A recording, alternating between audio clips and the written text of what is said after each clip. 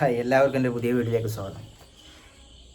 നമ്മുടെ ജയറാമേട്ടൻ പുള്ളി ഈ അടുത്ത് ഭയങ്കര പോയി. അതായത് പുള്ളി ഒരു സ്റ്റേറ്റ്മെൻറ്റൊക്കെ പറഞ്ഞു. അതായത് 2020 വിഷയം ഞാൻ അത് എടുത്തിടുന്നില്ല. സംഭവം ഇപ്പോൾ വേറെ ഒരു വിഷയമാണ്.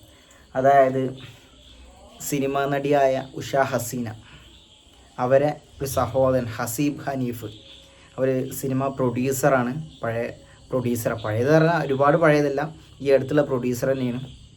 അപ്പം സംഭവം എന്താ വെച്ചാൽ, പുള്ളിക്കാരത്തി ഒരു ഇൻ്റർവ്യൂവിൽ പറഞ്ഞെന്താ വെച്ചാൽ, നമ്മുടെ ജയറാമേട്ടൻ, അതായത് ഈ ജയറാമേട്ടൻ്റെ ഒരു പടം ഈ ഹസീബ് 1-2 പടങ്ങൾ ഉണ്ട്, എനിക്ക് കറക്റ്റ് അത് അറിയില്ല.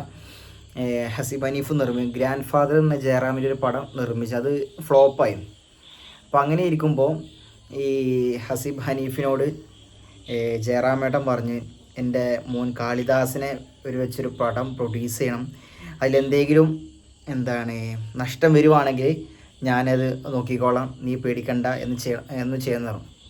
അതിന് ഹസീബ് ഹനീഫ് വീട്ടുകാരോടൊക്കെ സംസാരിച്ച്, അപ്പോൾ അവർ ആദ്യം തന്നെ പറഞ്ഞത് വീട്ടുകാരനെ പറഞ്ഞ് അത് വെറുതെ അങ്ങനെ റിസ്ക് എടുക്കണ്ട എന്നൊക്കെ പറഞ്ഞു. അപ്പോൾ പുള്ളി പറഞ്ഞത്ര, ജയറാമേട്ടനോടുള്ള ഒരു വാക്ക് എനിക്ക് പാലിക്കാതിരിക്കാൻ പറ്റില്ല. കാരണം പുള്ളിക്കാരനോട് ഞാൻ വാക്ക് പറഞ്ഞിരിക്കണം. അപ്പോൾ ആ വാക്ക് എനിക്ക് പാലിക്കാതിരിക്കാൻ പറ്റില്ല. അതുകൊണ്ട് എനിക്കെന്തായാലും ഈ പടം ചെയ്യണം എന്ന് പറഞ്ഞു. അതായത് ആ സിനിമയുടെ പേര് ഹാപ്പി സർദാർ. ഏകദേശം 12-13 കോടിയോളം ആ സിനിമക്ക് വന്നിട്ട് പഠിച്ചത്. പഞ്ചാബിലൊക്കെ പോയി ഷൂട്ട് ചെയ്ത ചിത്രമാണ്. പക്ഷെ ആ പടം 8 നിലയിലല്ല 16 നിലയിൽ പൊട്ടി.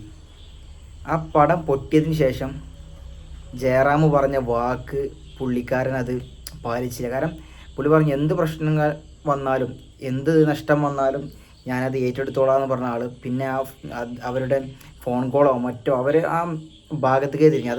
അതുവരെ ഈ കാളിദാസിൻ്റെ പടം എടുക്കുന്നത് വരെ അവരുടെ വീട്ടിൽ ഒരു ജയറാം നാട്ടിൽ വരുമ്പോൾ, അതായത് പുള്ളിക്കാരൻ അധികം ചെന്നൈയിലാവും, പുള്ളി നാട്ടിൽ വരുമ്പോൾ അധികവും അതായത് ഈ ആലപ്പുഴയുള്ള ഹസീബ് ഹനീഫിൻ്റെ വീട്ടിൽ പോകുന്ന ഒരു സ്വഭാവമൊക്കെ ഉണ്ടായി. പക്ഷേ ഈ ഒരു പടം പൊട്ടിയതിനു ശേഷം പുള്ളിക്കാരൻ ജയറാം ആ വഴിക്കേ പോയില്ല. പിന്നെ മാത്രമല്ല, ഹസീബ് ഹനീഫിന് പിന്നെ ഒരു കിഡ്നി പേഷ്യൻ്റായി. പുള്ളിക്കാരന് പറഞ്ഞത് ഞാനങ്ങനെ ഈ സംഭവം അറിഞ്ഞിട്ടേ ഇല്ല, ഞാൻ എന്തായാലും വീട്ടിൽ വരുമ്പോൾ വരാം.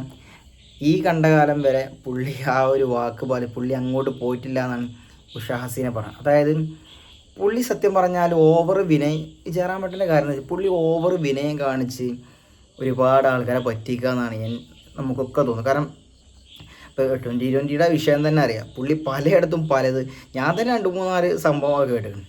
ആ പുള്ളി ഓവർ വിനയം കാണിച്ച് ഒരു ആളുകളെ പറ്റിക്കുക എന്നുള്ള എന്തൊരു സത്യാവസ്ഥ.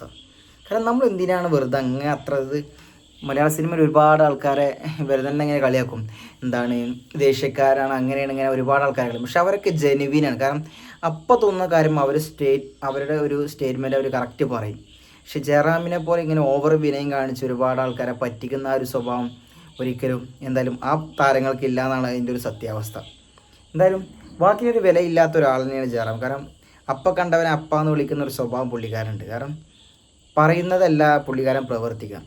പുള്ളിക്ക് ഓവറായിട്ട് ചെന്നൈയിലുള്ള തമിഴന്മാരെ സുഖിപ്പിക്കുന്ന ഒരു ഇതുണ്ട്. ഇവിടെ വന്ന ഇവിടെയുള്ള ആൾക്കാരെ സുഖിപ്പിക്കും. അത് അദ്ദേഹത്തിൻ്റെ ഒപ്പം വർക്ക് ചെയ്യുന്നവർ തന്നെ പറയുന്നുണ്ട്. പുള്ളിക്കാരൻ ഓവർ വിനയം, അത്രത്തോളം വിനയം പാടില്ല. ആക്ടർ ബൈജു പറഞ്ഞു, തമിഴർക്ക് ഓക്കെ ആ വിനയമാണ്, പക്ഷെ കേരളീയർക്ക് അത്ര വിനയം വേണ്ട, വിനയം ഓവറാണെന്ന് പറഞ്ഞു. കാരണം ഒപ്പം വർക്ക് ചെയ്യുന്നവർക്ക് തന്നെ അറിയാം പുള്ളിക്കാരൻ ഒരുപാട് ഇല്ലാത്ത കഥ പറഞ്ഞ് ഇങ്ങനെ പെരുപ്പിക്കുകയാണെന്നുള്ളത്. അപ്പോൾ അതുകൊണ്ട് കുറച്ച് അവനവനെ ഒരു ബോധ്യമാണ് താൻ എന്താ പറയുന്നുള്ളത്. ഇതൊരുമാതിരി മോശമാണ് ജയറാമേട്ട, വളരെ മോശം.